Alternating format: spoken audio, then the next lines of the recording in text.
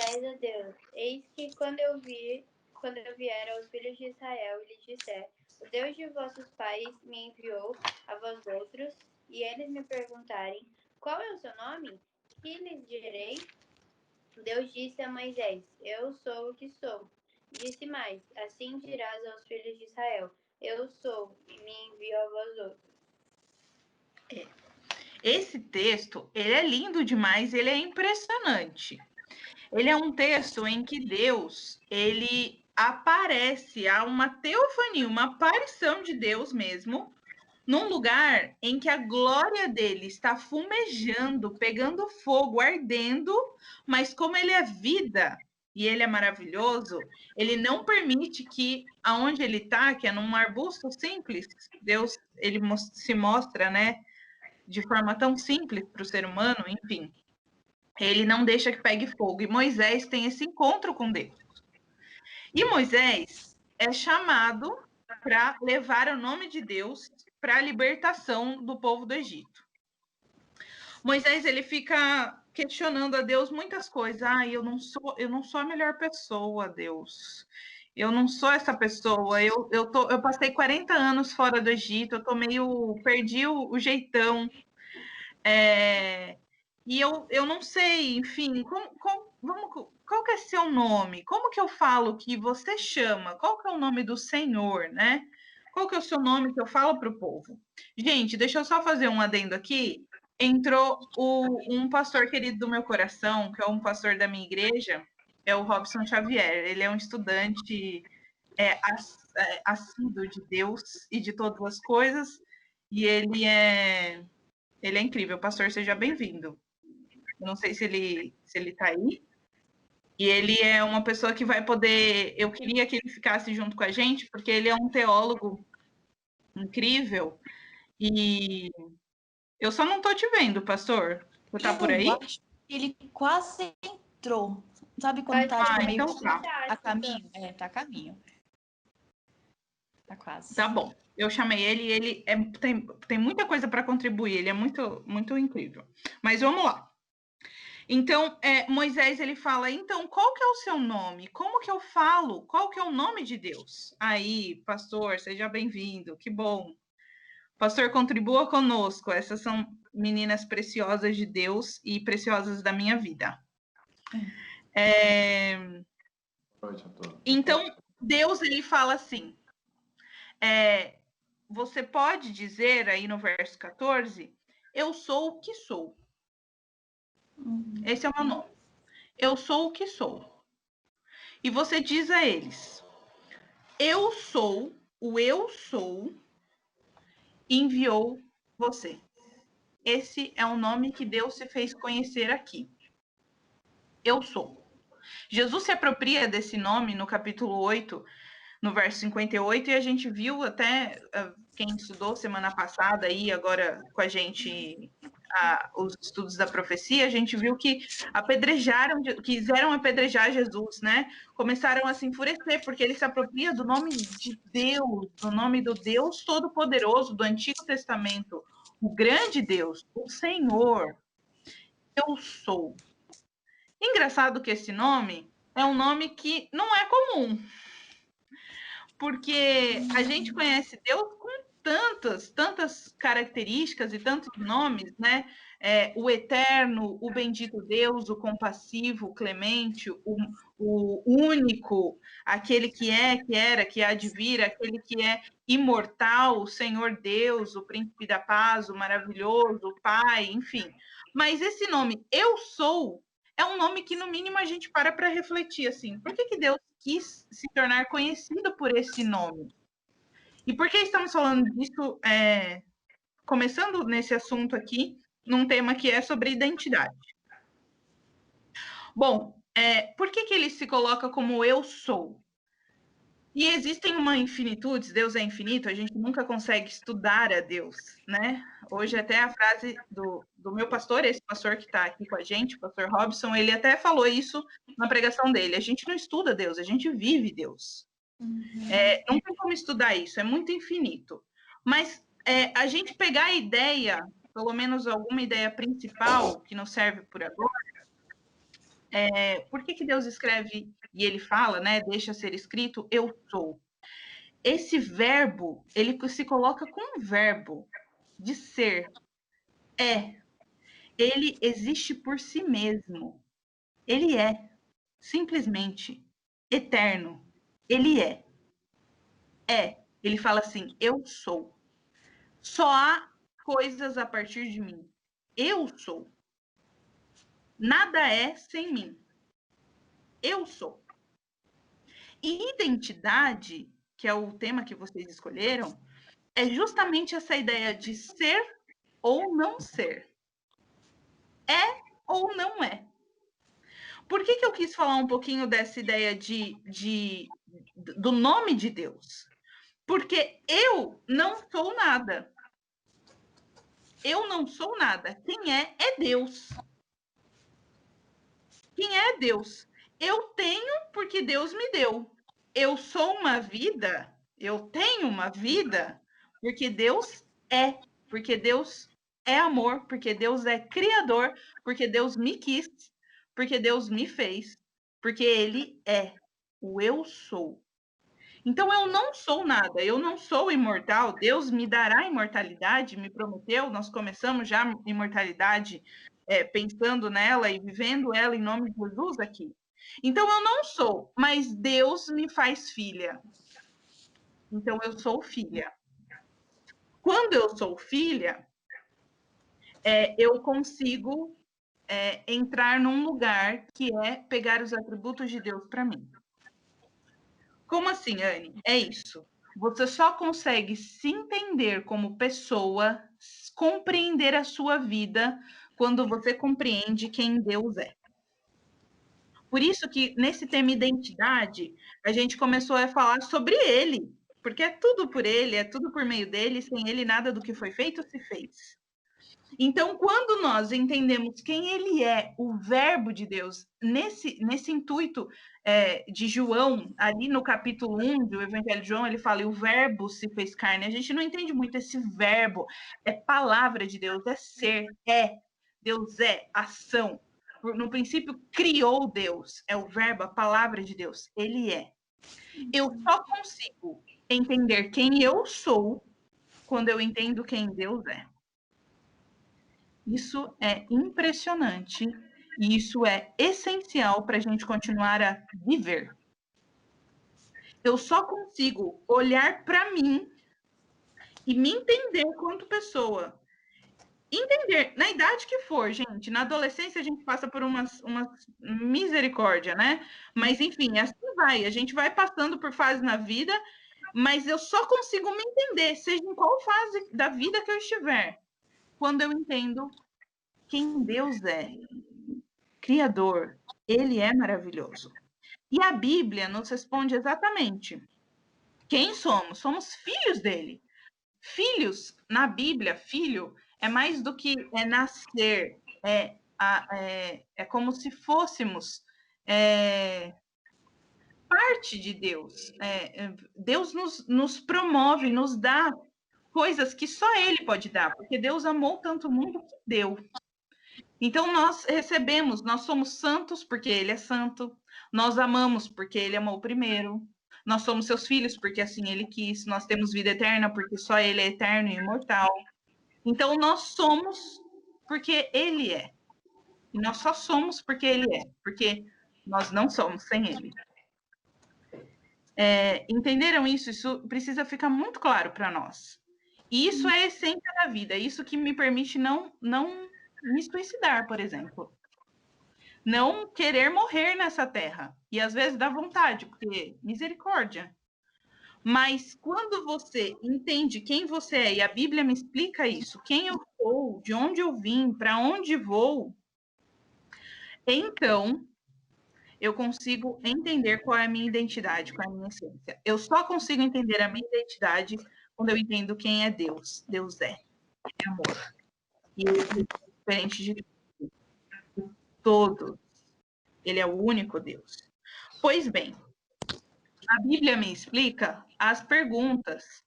E ela me dá as respostas, ela faz perguntas incríveis e me dá as respostas mais incríveis e filosóficas que todo mundo quer saber. Quem eu sou, de onde vim, para onde vou, onde estou, enfim. A Bíblia me explica tudo isso.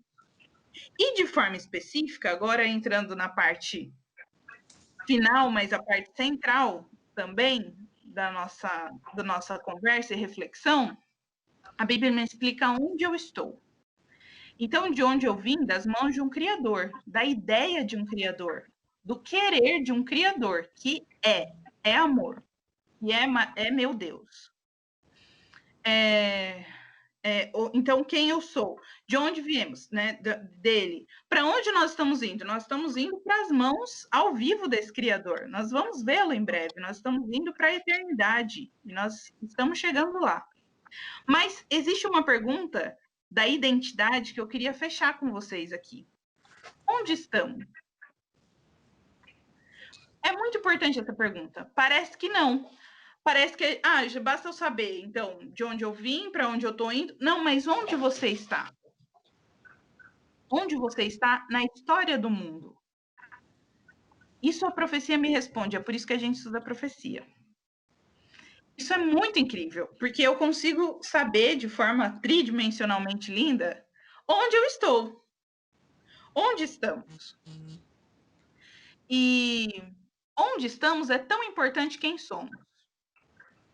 Vou dar um exemplo. Por exemplo, a Elisa está fazendo faculdade, né, Elisa? Você vai se formar em engenharia? Engenharia química. Química. Nossa, duas coisas que eu odeio, física e química. Mas Deus seja louvado que você gosta. Amém.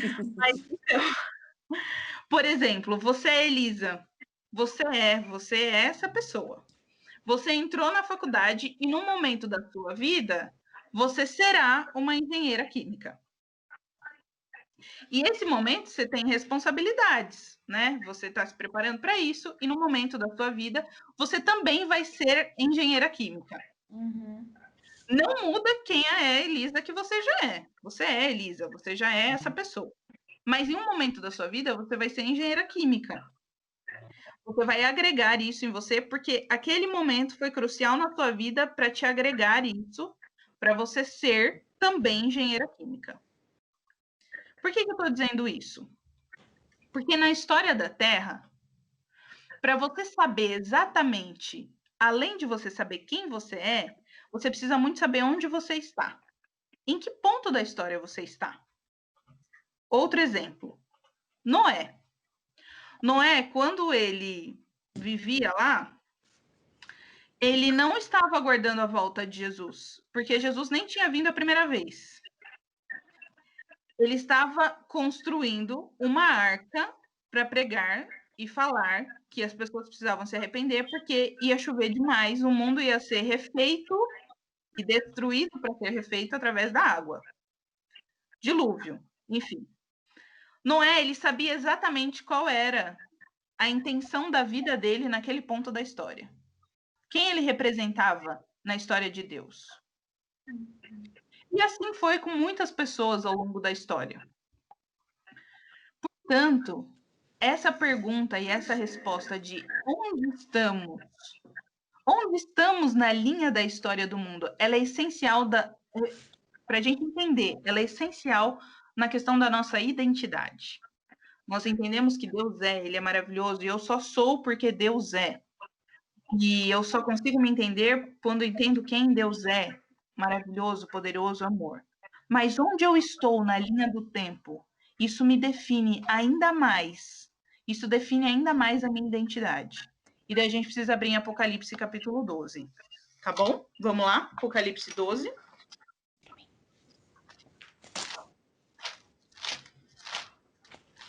Apocalipse 12, o verso 17.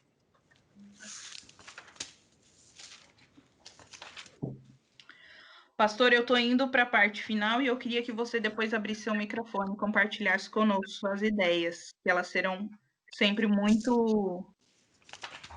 elas serão potencialmente impressionantes para a gente. Ok. Apocalipse 12, verso 17. Aqui, de maneira simbólica, como a gente sabe que o Apocalipse foi feito, e amanhã entramos no Apocalipse.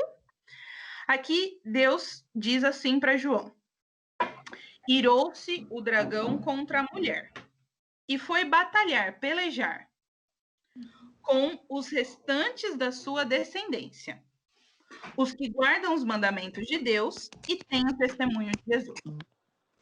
Só até aqui. Dragão, ali em Apocalipse 12, também verso 9, a gente sabe quem que é. Dragão é o grande dragão, ela é a antiga serpente, o diabo, inimigo de Deus, tal. Eu gosto de umas traduções que falam a cobra velha. Adoro.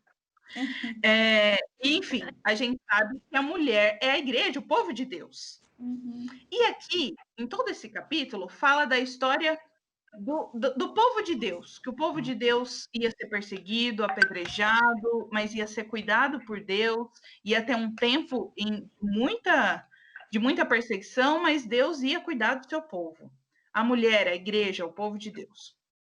Aqui diz que o dragão, o diabo, ele está em guerra absoluta contra o povo de Deus. Só que nesse trecho aqui, fala que não é só contra a mulher que ele tá, não é só contra a igreja que sempre existiu, o povo de Deus. Você percebeu? Irou-se o dragão contra a mulher, mas ele foi guerrear contra o restante da descendência dela. O remanescente, o restinho, o pouquinho que ficou nessa parte da história da Terra, no tempo do fim. Isso é muito importante. Na história da Terra, eu e você estamos nesse tempo do fim. Nós não só mais somos a mulher, a igreja que sempre existiu, mas nós somos, de maneira específica, o restinho, o pouquinho dos descendentes, do remanescente, daquele que fica em pé, mesmo com tudo ao contrário, mesmo sendo poucos. São os últimos, o remanescente, o restante. Nós somos eles. E isso é importantíssimo para a nossa identidade. Porque eles têm duas características, que vocês ouviram aí, vocês leram aí. O restante, o remanescente, o restinho, eles fazem o quê? Eles guardam os mandamentos de Deus e têm o quê? O testemunho de Jesus. Eles guardam os mandamentos de Deus. Os mandamentos de Deus são 10. E na conta de Tiago, capítulo 2, 10 menos 1 é 0. Para Deus, 10 mandamentos são 10 mandamentos, porque ele é perfeito. 10 é 10. Por isso que nós guardamos os 10. Inclusive o quarto, que ninguém guarda. 10 mandamentos de Deus, os mandamentos de Deus. Mas eles têm a fé em Jesus. Nós acreditamos. Os judeus também guardam os mandamentos de Deus, mas eles não acreditam em Jesus. Mas nós temos fé em Jesus. Ele é o centro de toda a profecia, ele é tudo, ele é o eu sou. Ele é. Só que essa palavrinha tem o testemunho de Jesus, ela tem um significado ainda mais profundo. E está lá em Apocalipse 19. Vamos um pouquinho para frente. Apocalipse 19, no final do verso 10, um anjo, aqui para João, dá o significado do que é o testemunho de Jesus de maneira direta, como se ele fosse assim super didático. E ele é, né? Ele fala assim, ó, o final, a última frase do verso 10 do Apocalipse 19. Pois o testemunho de Jesus é o espírito de profecia, é o espírito da profecia. Nós estamos nos momentos finais da Terra. Sabemos que somos criatura e filhos de Deus. Ele é o nosso Criador. O sábado aponta para isso. O centro da adoração e o grande conflito culmina num conflito entre adoração, dia de adoração, maneira de adoração, verdadeiros adoradores. Nesse momento é que nós estamos. E nesse momento, os mandamentos são igualmente importantes como a identidade que eu e você assumimos.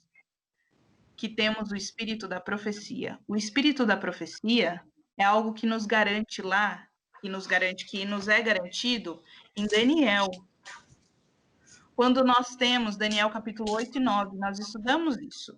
Quando nós temos uma profecia de tempo, e isso marcado ali também em Apocalipse 10, uma profecia em que marca a certidão de nascimento do remanescente, do restinho, dos que ficarão vivos nesse tempo, do tempo do fim. Nós estamos vivos agora, por mais que, né, mais que eu, enfim, mas nós que estamos aqui ao vivo, nesse tempo do fim, depois de 1844, a profecia de Daniel capítulo 8 e 9, e essa profecia confirmada em Apocalipse 10, quando Deus fala assim para João, come o livro de Daniel, come esse livro. E João come e foi doce na boca, Jesus vai voltar, mas foi amargo no estômago. Essa foi o grande desapontamento de um povo que esperava Jesus, mas que foi profeticamente mencionado e previsto que iria nascer num tempo, no último tempo, depois de 1844, ali em 1844. E Deus fala lá em Apocalipse 10, verso 11, mas vocês ainda vão se levantar. Vocês vão se levantar e é necessário que continuem profetizando. Esse é o espírito da profecia. Esse é um povo que tem uma profecia especial. Esse sou eu e você. Quando eu entendi exatamente que a minha igreja não era uma igreja evangélica, que a minha igreja não era só simplesmente uma igreja protestante. Vocês estão entendendo o que eu estou falando? Não era mais uma igreja que nasceu porque um brigou com o outro e fundou. Não era uma igreja porque, tivemos uma ideia, vamos abrir uma igreja. Essa igreja que nós fomos batizados, e eu sei que vocês foram todos aqui batizados, esta igreja, ela tem uma certidão de nascimento na Bíblia, ela é diferente de todas as outras. Mas não é a placa da igreja, não é o nome da igreja que vai fazer com que a gente fique firme e seja remanescente. Porque muita gente dessa igreja, que foi batizada nessa igreja, e que não entende o peso dessa identidade, onde estamos na linha do tempo, quem somos, remanescente, filhos de Deus, criaturas do Senhor, servos de Deus, proclamadores, 3 anjos, nós somos, nós somos, começamos a eternidade. Essas pessoas vão cair, mesmo estando com um livro no nome dessa igreja. Portanto, meus amados, minhas amadas, nós somos a cereja do bolo de Deus. Vocês entenderam isso? Nós somos os últimos. A gente vai chegar lá no céu e eu vou estar doidona para conhecer geral. Eu vou falar, eu quero ver Daniel, eu quero ver todo mundo, eu quero sair conhecendo. Mas, na verdade, prestem atenção, na verdade, eles é que vão atrás da gente. Quem foram os últimos? Quem foram esses? Quem foram esses? Nós seremos as estrelas do céu. Vocês estão entendendo o que eu estou falando? Nós somos a cereja do bolo de Deus. Nós estamos no último grande conflito. O Armagedon está chegando. E nós somos esse povo. Nós temos essa identidade. Estamos na igreja certa, mas mais do que isso, mais do que estar dentro de uma igreja que é a certa, nós precisamos ter essa identidade profética. Adorar a Deus em espírito e em verdade, do jeito que Ele pediu, porque isso é a nossa verdadeira felicidade. Nós não somos felizes quando entendemos quem Deus é, e nós só entendemos quem nós somos a partir do que Ele é. Ele é amor. E é para isso que nós nascemos e vivemos. Ele quer nos dar felicidade e santidade. E isso é absolutamente muito mais do que a gente possa imaginar. Chegou o momento da gente ser. Ser verdadeiro. Ser verdadeiro com a gente mesmo. Identidade. Vocês entenderam. Nós temos nascimento, e isso a gente aprofunda sempre nas profecias. Nós temos uma certidão de nascimento na Bíblia. Nós somos especiais, a cereja do bolo de Deus. Deus seja louvado por isso. Pastor Robson, abre seu microfone em nome de Jesus. Amém. Amém. Olha, depois dessa parte que eu peguei, eu não posso dizer outra palavra a não ser fantástico. Simplesmente, se eu agregar alguma coisa, eu posso até correr o risco de estragar. E eu não quero correr esse risco de forma nenhuma. E também essa mensagem que a Ana trouxe, independente da gente ser pastor ou não, a gente é ser humano. Como ela bem falou, muita gente vai estar com a Bíblia na mão e vai cair, vai perder. Todos nós estamos sempre numa luta constante. É sempre um reforçar diariamente de quem eu sou, de onde eu vim e para onde eu vou. Quando você restaura, e essa palavra restauração, que ela é extremamente importante na teologia do encontro, porque Deus quer se encontrar com você. Ele está tremendamente disposto para se encontrar com você. Ele está tão disposto que ele enviou uma carta de amor, que não é a Bíblia. É além da Bíblia, que é Jesus Cristo.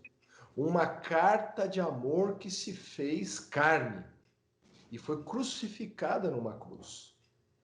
Para que todos nós aqui, naquele grande dia, de acordo com a própria profecia, a gente tenha a alegria, não a felicidade, porque a felicidade, existem muitas dificuldades de até se entender o que é alegria e tal, isso é um outro momento. A alegria de você olhar para trás, ver todas as mazelas de sofrimento que você passou na sua vida, tudo aquilo que fizeram para você, tentando destruir literalmente a sua identidade, e você olhar para o teu Redentor e falar para ele, valeu a pena. Valeu a pena.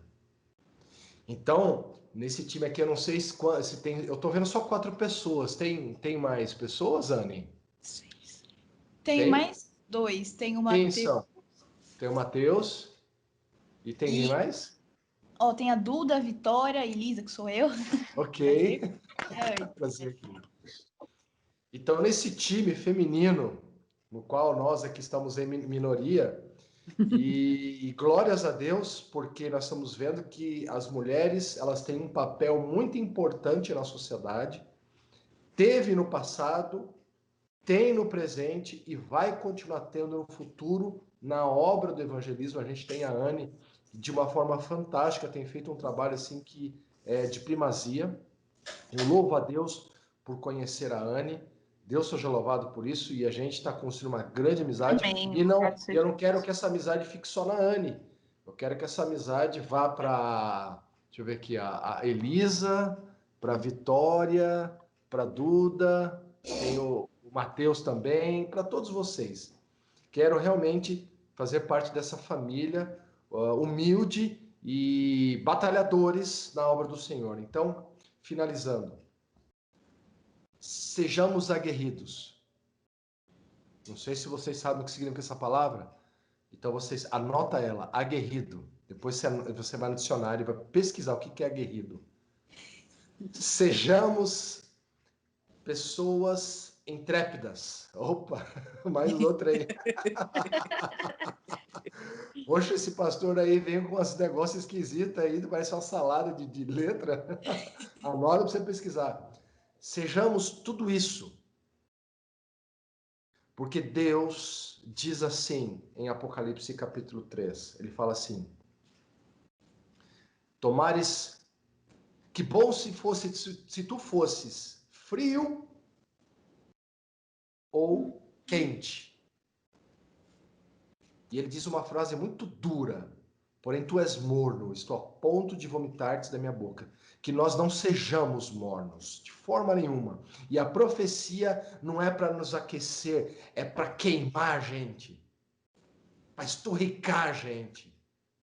Mas o esturricamento positivo, de tal forma que as pessoas sintam, não a brasa, mas sintam o calor do evangelho na nossa vida. Consiga olhar para nós e conseguir enxergar que nós não vamos nos salvar, nós já estamos salvos. E as pessoas precisam ver isso no nosso olhar.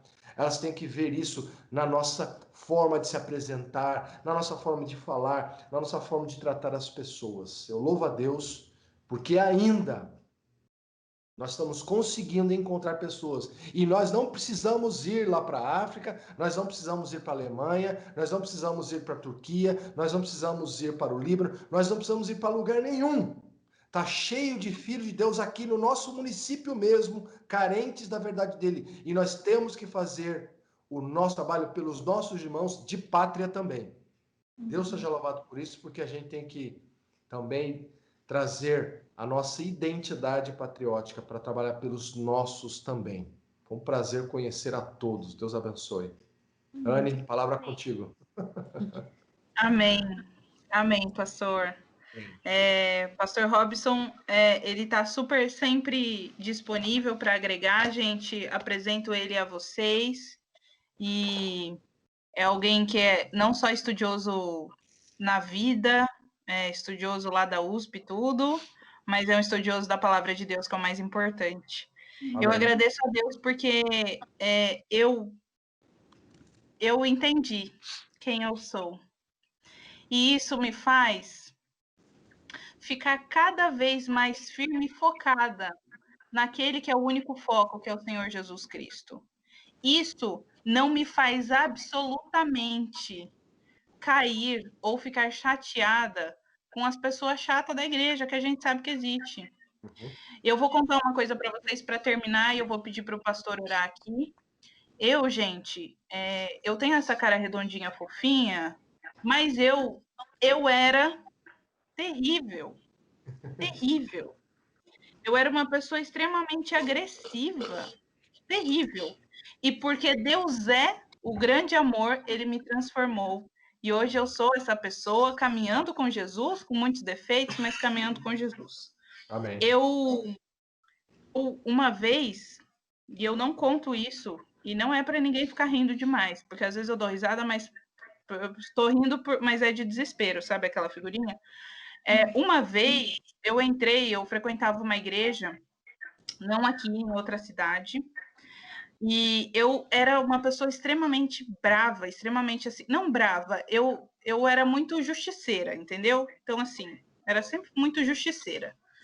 Então, eu até escolhi fazer a faculdade que eu fiz, né, de políticas públicas, porque eu queria revolucionar o mundo. Essa enfim, é um pouco de mim, assim.